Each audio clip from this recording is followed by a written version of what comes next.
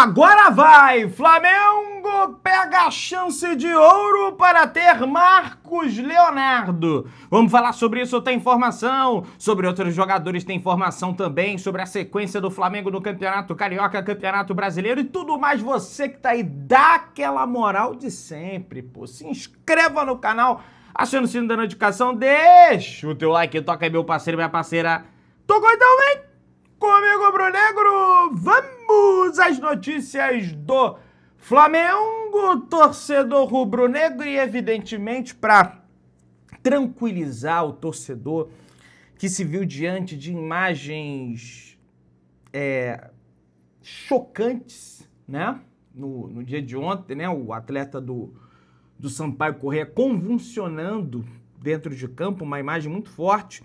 E o Sampaio Corrêa soltou um comunicado atualizando a situação do Alexandre, inclusive o próprio médico do Sampaio Corrêa também. O atleta Alexandre foi atendido no Hospital Quinta-Dó, passando por uma tomografia computadorizada e eletrocardiograma. Não foi constatada nenhuma lesão cardiológica nem neurológica. Tá tudo bem. Ele se encontra na emergência e seguirá em observação por no mínimo 24 horas, aguardando ressonância magnética. E o médico do Sampaio Corrêa também trouxe a informação que tá tudo certo com ele, não tem nenhum tipo de problema e deve receber alta hoje. Ainda o time do Flamengo treinou, não teve história da carochinha de folga, até porque na terça-feira já tem jogo, né? Flamengo e Vitória jogam na terça-feira. E na própria terça-feira, na segunda-feira, aliás, amanhã, o Flamengo viaja a Salvador, aonde vai enfrentar a equipe do Vitória no estádio Barradão, né? O Vitória que empatou com o Remo, né? Se não me engano, ou venceu o Remo. Perdeu pro Palmeiras por uma sonora goleada jogando lá em Barueri, e a expectativa é que o Flamengo some aí os seus primeiros 3 pontos na competição, coisa que realmente o torcedor rubro-negro tá cobrando, e já é a terceira rodada, né, minha gente? Tem que vencer esse negócio aí, ainda mais que segurou alguns atletas aí do último confronto contra o Sampaio Corrêa ontem, 7-1 pro Flamengo. E ó, Bruno Henrique completa 350 jogos com a camisa do Flamengo através das redes sociais. O jogador enalteceu o momento que vive e também o Flamengo. E ele escreve: ontem foi uma noite muito especial, daquelas que ficará na memória. Completei 350 jogos pela maior e mais apaixonada, pelo maior e mais apaixonado clube desse mundo. Muito honrado e feliz por fazer parte dessa linda história, uma história escrita com entrega, respeito e muito amor a essa camisa. O meu Flamengo, oh meu Flamengo, eu gosto de você, né? Aquela música, oh meu Mengão, eu gosto de você. Então tá aí, BH completando 350 jogos com a camisa do Flamengo. E o primeiro gol do Bruno Henrique com o uniforme rubro-negro, com o manto, foi contra o Botafogo, né? Tem que lembrar disso, né? No Engenhão ainda, né? E o Bruno Henrique gosta de marcar contra o Botafogo, adversário do Flamengo. No domingo, inclusive, já tem atualizações sobre esse jogo. O Wallacian hoje completou 21 anos de idade. Felicidades ao Wallacian, que Deus o abençoe, que ele possa dar a volta por cima na carreira, sendo no Flamengo ou fora do Flamengo. Agora, eu quero conversar com vocês aqui, meus amigos, porque principalmente os tricolores estão embarcando numa espécie de teoria da conspiração para que o Flamengo se classificasse. E não foi apenas um tricolor, não foi apenas um influenciador digital tricolor que eu ouvi dizer isso. Tem um aqui que fala o seguinte, ó: desde que o Flamengo perdeu para o Fluminense no dia 25 de janeiro, nenhum time do Grupo B do Estadual do Rio venceu um time do Grupo A. O que já não é verdade isso, né? Foram 12 jogos, 12 resultados favoráveis ao Flamengo em 12 jogos. Resultado: classificação na última rodada em 4º lugar. Chances matemáticas disso ocorrer? 1 em 531 mil. Olha, rapaz, tem prova de alguma coisa? Tem materialidade de alguma coisa? Porque se não tem, cara, vocês estão tirando isso do brioco. Vocês estão tirando isso do brioco. Aí já estão dizendo, pô, sempre a Portuguesa para ajudar o Flamengo, sendo que a Portuguesa ajudou foi o Fluminense. Mas existe aí uma espécie de revisionismo tricolor para dizer que a Portuguesa ajudou o Flamengo. O Flamengo já não ia cair. O Flamengo já estava livre do rebaixamento. Ah, mas escalou o cara lá errado.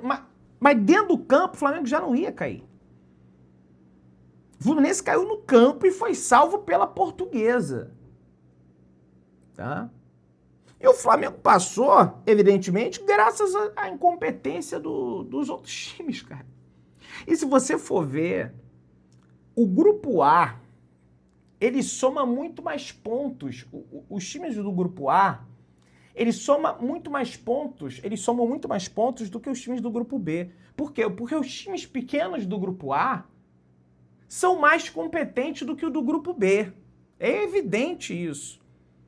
Concomitantemente a isso, os times do Grupo B somaram menos pontos e possibilitaram a classificação do Flamengo.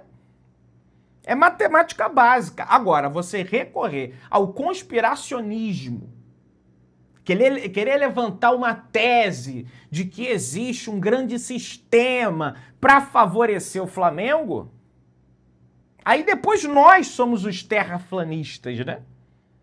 Agora tem os terrasflunistas, né?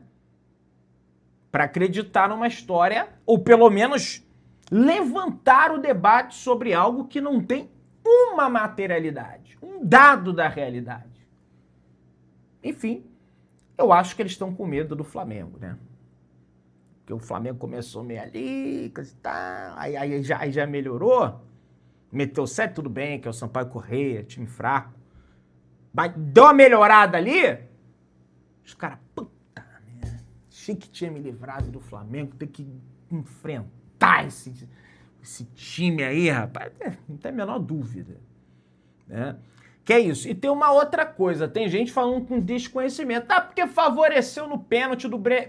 Primeiro que o Bruno Henrique, cara, era o 7º gol, não ia mudar em nada. Segundo, a regra mudou. Antes a regra realmente deu 2 toques, pênalti entrou, foi pra fora, bateu na trave, não tem conversa, tchau, obrigado. Né? Agora, se o atleta dá 2 toques na bola e a bola entra no gol, ele volta à cobrança.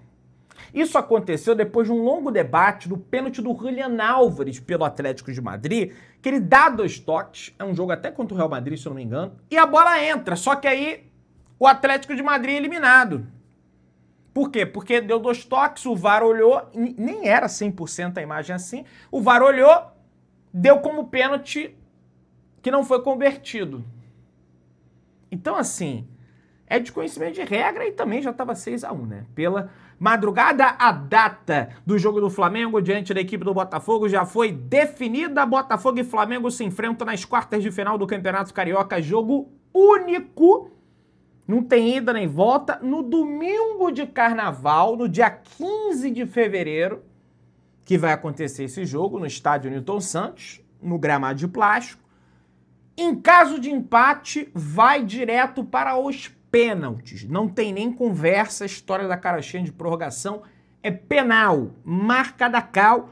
Pelo regulamento, o clássico terá torcida dividida, ou seja, 50% de torcedores do Flamengo, 50% de torcedores do Botafogo. Apesar que eu tenho total certeza de que terão mais torcedores do Flamengo do que torcedores do Botafogo. Não tenho a menor dúvida em relação a isso. E eu até não lembro a última vez que teve teve torcida dividida no Newton Santos entre Flamengo e Botafogo, o que suscita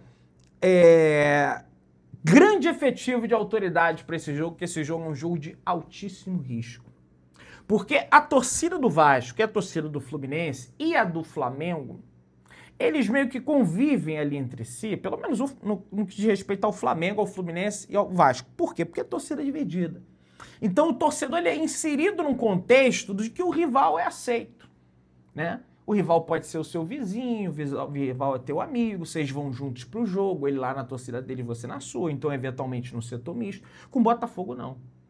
É 10%, ainda bota o ingresso caro e o Flamengo vai lá e é recebido com um clima bélico. Então existe um clima bélico nesse jogo. E que o torcedor que vai a esse jogo precisa entender isso. Só que agora o Flamengo vai estar em maioria na casa deles. Né?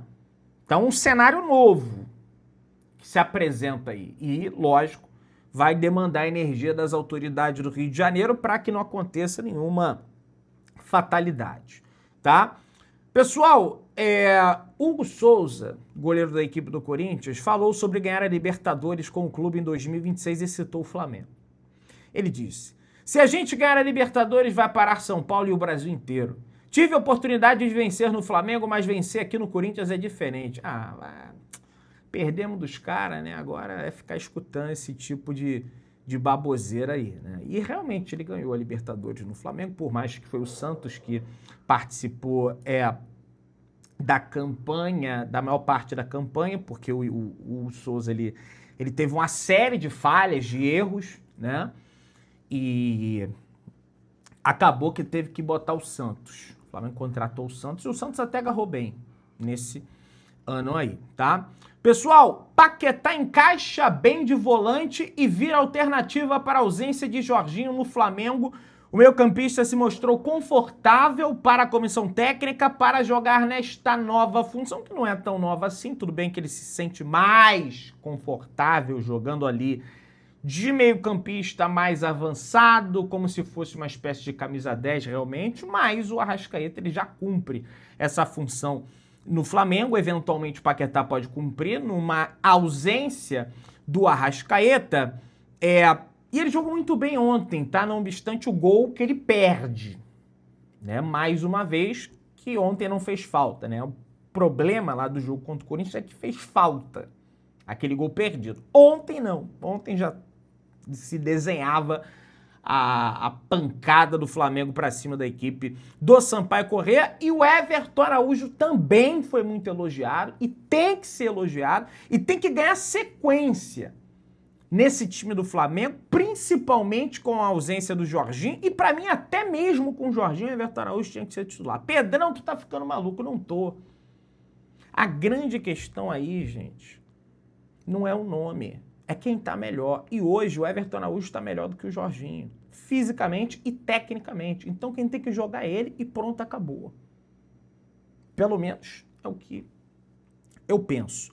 Tem uma informação em relação ao Pedro também. Pedro desencanta em 2026, ganha moral no Flamengo e corre contra o tempo em ano de Copa do Mundo. O centroavante viu disputa de posição acirrada na seleção com concorrentes em boas fases na Europa, né? Realmente, né? Você tem o Endrick em boa fase no Lyon, que joga por ali. Você tem o Igor Thiago, que é artilheiro da Premier League, jogador do Brentford. Você tem o João Pedro, jogador do Chelsea, da Inglaterra. Tem o tal do Igor Jesus, que se firmou como titular lá do Nottingham Forest, já fez até gol com a camisa do Nottingham Forest. Então, já fez até golaço, inclusive, né? Não foi só gol. O Pedro tem esse objetivo de ir para a Copa do Mundo, mas é uma briga ali que está acirrada. Mas ontem ele ganhou confiança. Não só no que diz respeito à seleção, que dane-se, eu me importo muito mais com o Flamengo, mas no que diz respeito ao Flamengo. Né?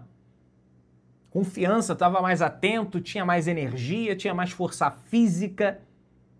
E acho que a tendência é ele naturalmente continuar melhorando aí à medida que os jogos passem. Vamos falar sobre contratação, porque na entrevista de ontem, Felipe Luiz foi contraditório. Ao ser abordado sobre o tema, ele disse: contratação é com o diretor de futebol.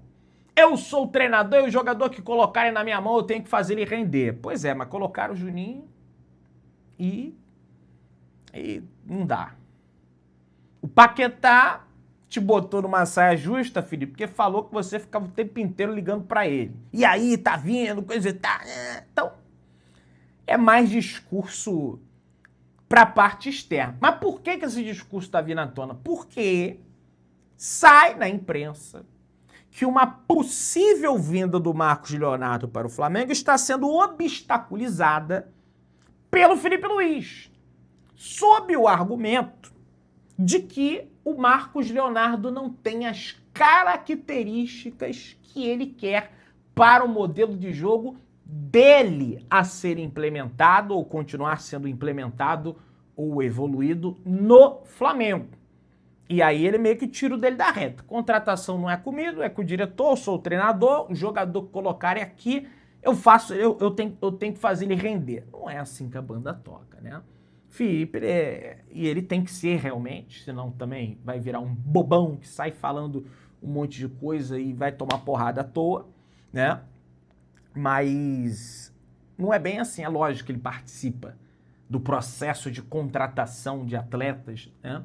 O Flamengo, não, ainda mais depois dos títulos que ele conquistou e ganha credibilidade em função disso perante a diretoria, né? Não é assim que a banda toca. Alan viaja em breve para se apresentar à equipe do Corinthians.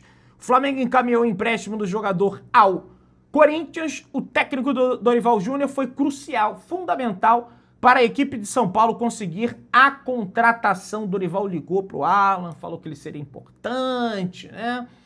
Aquela situação toda. O Dorival não chegou a trabalhar com o Alan no Flamengo não, tá? Até porque o Alan, ele chega em 23, o Dorival ele não renova com o Flamengo no final de 22 para 23 e conversou 2 vezes com o atleta, né, para que ele se transferisse para o projeto corintiano. O representante do atleta trata a operação com o famoso só falta assinar, entretanto, sem a tal da opção de compra. O Flamengo teria travado as negociações nas últimas horas, pedindo uma compensação financeira, mas deve seguir com o empréstimo do jogador, porque o Corinthians vai arcar com 100% do valor do salário do Alan, que não é baixo, tá? Que não é baixo. E aí eu não sei se tem algum tipo de cláusula, algum tipo de multa para o Corinthians não usar o Alan contra o Flamengo, não tenho nenhuma informação nesse sentido. O Cruzeiro, clube de Belo Horizonte, sondou e mostrou interesse pela contratação de Luiz Araújo do Flamengo, mas ouviu um não imediato. O Flamengo não quis nem papo lá com o tal do Pedrinho do Pão de Queijo.